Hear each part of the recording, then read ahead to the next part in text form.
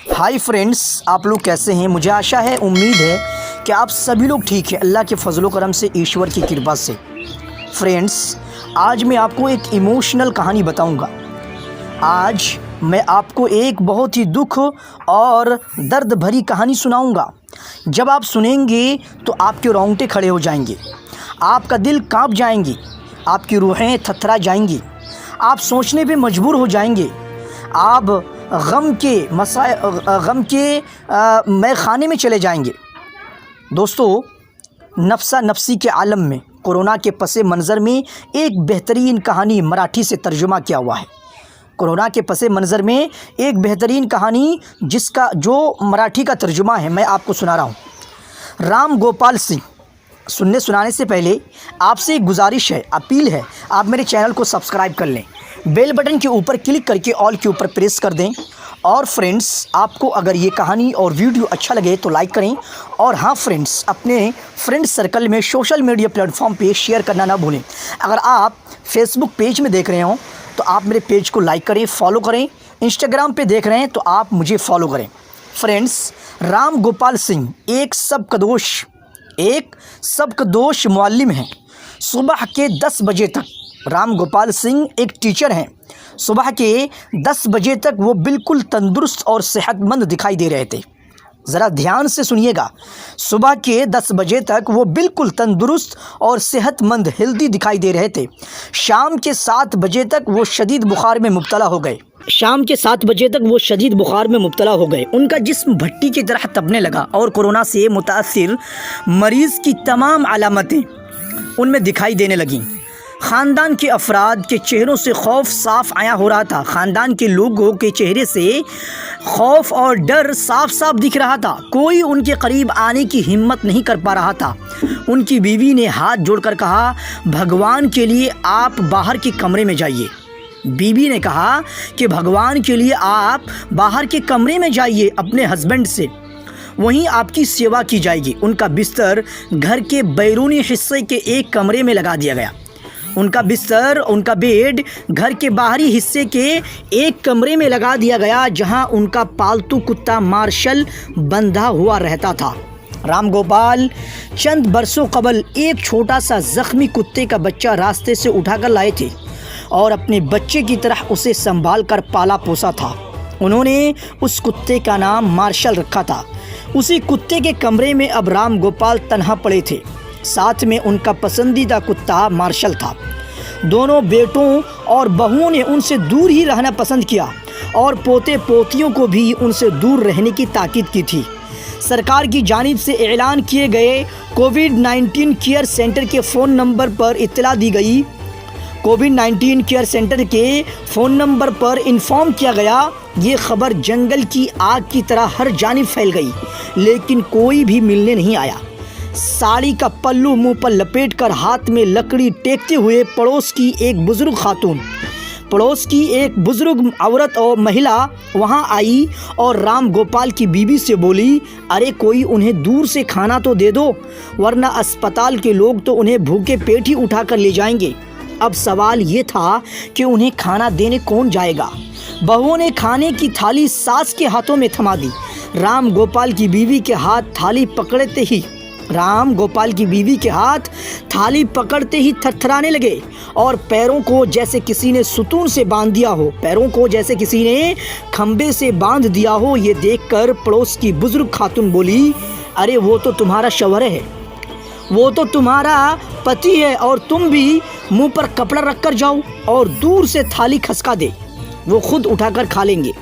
मगर राम गोपाल की बीवी की हिम्मत न पड़ी। वो चंद कदम आगे बढ़ी तो थाली उसके हाथ से छूट गई और खाना फर्श पर बिखर गया। राम गोपाल तमाम मंजर, तमाम चीज़ें और गुफ्तगू खामोशी से सुन और देख रहे थे। उनकी आंखों में आंसू थे। कांपते होंठों से उन्होंने कहा, कोई मेरे करीब ना आए, मुझे भूख नहीं है। ठीक उसी वक्त दरवाजे पर एम्बुलेंस आकर खड़ी हो गई और राम गोपाल को एम्बुलेंस में बैठने के लिए कहा गया। राम गोपाल ने घर के दरवाजे पर आकर एक मर्तबा पीछे मुड़कर अपनी घर की जानिब देखा। पोती पोते मुंह पर मास्क लगाकर पहले मंजिले के कमरे से दादा की जानिब देख रहे थे और उन बच्चों के पीछे सर पर पल्लू लेकर उनकी दोनों बहुएं दिखाई दे रही थीं। निचले मंजिले पर दोनों बेटे अपनी माँ के साथ दूर खड़े थे। राम गोपाल के दिमाग में सोच का समुंदर ठाठे मार रहा था। उनकी नन्ही पोती ने उनकी जानिब देखकर हाथ हिलाए और बाय कहा। एक लम्हे के लिए उन्हें महसूस हुआ कि जैसे ज़िंदगी ने ही उन्हें अलविदा कह दिया हो। राम गोपाल की आंखें अश्कों से भर आईं। राम गोपाल की आंखें आंसुओं से भर आईं। उन्होंने नीचे बैठकर दहलीज पर अपना माथा टेका और फ़ौरन एम्बुलेंस में जाकर बैठ गए। उनकी बीवी ने फ़ौरन नीचे उतरी, डिटर्जेंट पाउडर दहलीज पर छिड़का, पानी से भरी हुई बाल्टी लाकर उस दहलीज पर उंडेल दी जहां राम गोपाल माथा टेक कर एम्बुलेंस में बैठे थे। इसे हिकारत कहेंगे या जलालत कहेंगे या मजबूरी, लेकिन इस मंज़र को देखकर कुत्ता भी रोने लगा और राम गोपाल को ले जाने वाली एम्बुलेंस के पीछे दौड़ने लगा। राम गोपाल अस्पताल में 14 रोज़ क्वारंटीन में रहे।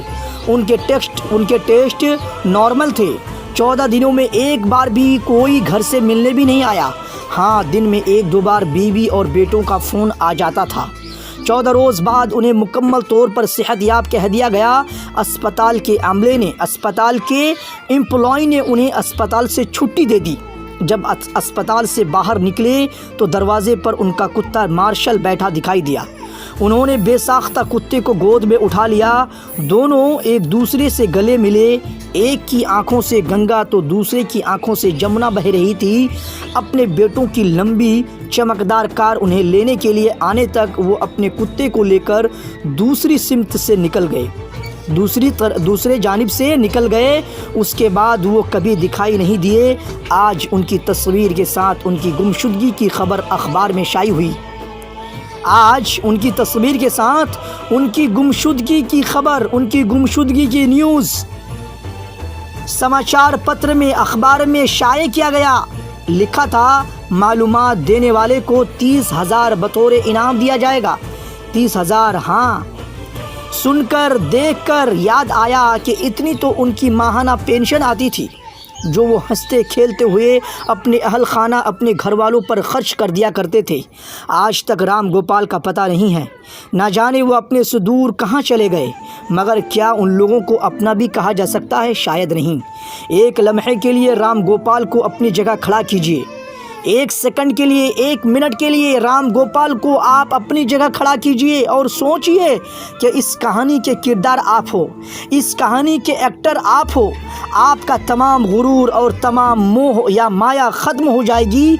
इसलिए मैं आप सब से हाथ जोड़कर गुजारिश करता हूँ, अपील करता हूँ कि कुछ नेक काम करके सवाब कमाइए, मुफलिस, भूखे और नादारों की मदद कीजिए। ज़िस्त में कुछ नहीं रखा। जब तक आपसे गर्ज होगी, जहाँ तक आपकी ज़रूरत होगी, सब आपके होंगे और वहीं तक आपको पूछा जाएगा। ज़िंदगी एक सफ़र है, मौत उसका मकाम है, यही आखिरी सच्चाई है। घर में रहिए, ख़ुद के मुहाफ़िज़ बनिए। है बहार बाग़े दुनिया चंद रोज़ चंद रोज़, है बहार बाग़े दुनिया चंद रोज़, देख लो उसका तमाशा चंद रोज़। दोस्तों, अगर आपको ये वीडियो अच्छा लगे, आप अगर कुछ सीखे होंगे, अगर आपको बेस्ट लगा हो तो लाइक कर लें। चैनल को सब्सक्राइब करके ही जाएं। बेल बटन के ऊपर क्लिक करके ऑल के ऊपर प्रेस कर दें। और हाँ फ्रेंड्स, अपने फ्रेंड को और सोशल मीडिया प्लेटफॉर्म पे शेयर करना ना भूलें। आज तक के लिए यहीं तक। Best of luck. So thank you very much. अस्सलामु अलैकुम व रहमतुल्लाह व बरकातुहू।